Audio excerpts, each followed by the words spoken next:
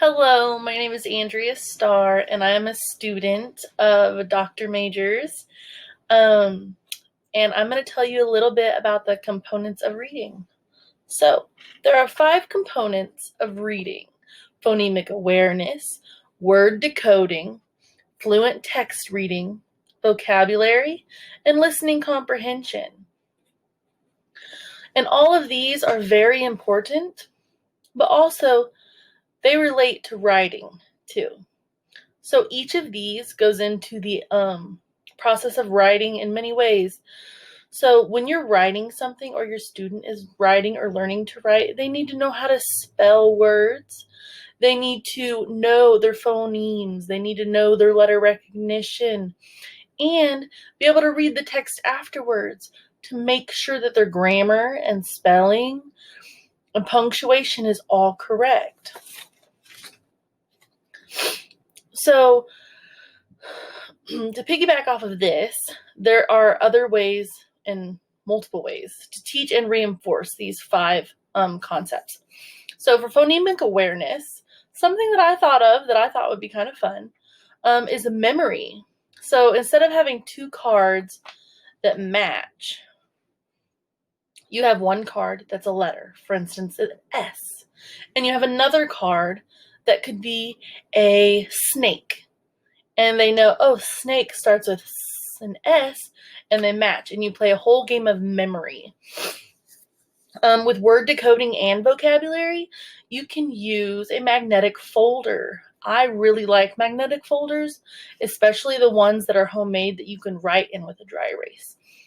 But you can use these folders to practice spelling vocabulary words for the week, and then use substitution and deletion to make new words or nonsense words to practice their decoding skills.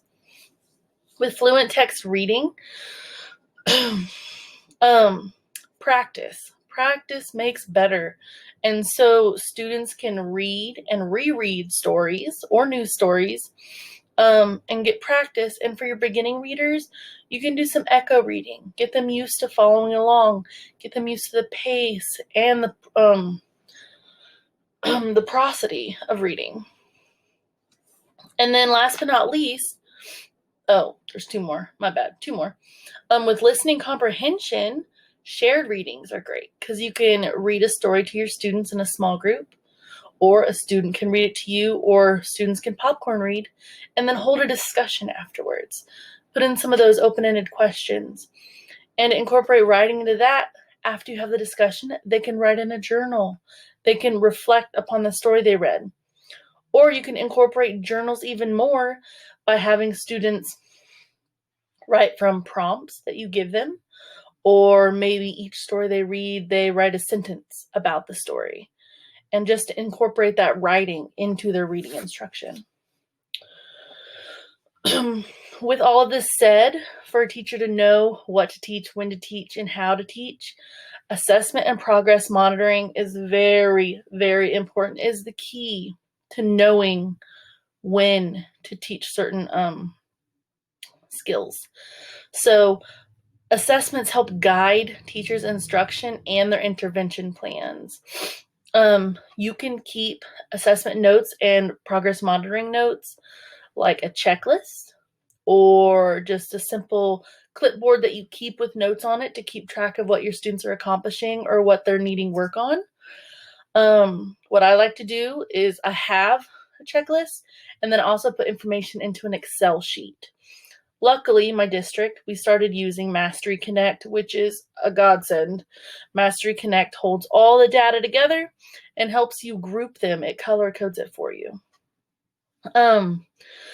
Some resources to help some elementary age students with reading and writing. Epic is one that I used this past year when we went into, not solitary, when we went into, when we had to stay at home. Can't think of the word. Epic. It has a bunch of stories on there, and students can go on the phone or computer or iPad, and they can read through it. It flips a page just like a real book, or it can read to them. There's that option to help with hard words or beginning readers. A new one that I discovered recently is Quill. This is a great writing resource.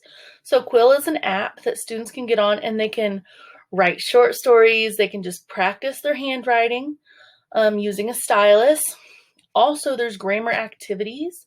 They could be given a passage that they have to proofread for practice. Reading specialists help the teachers, students, and families in so many ways. That's what we're here for.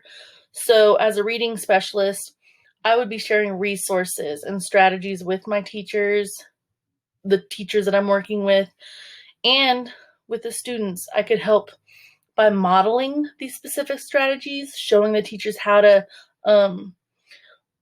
different ways to teach certain skills to students, and also by giving feedback not only to the student but to the teacher.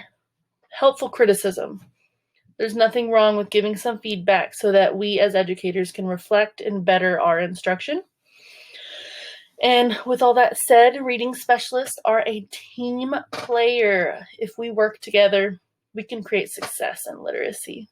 But that's all I have for today. Thank you for listening, and have a wonderful weekend.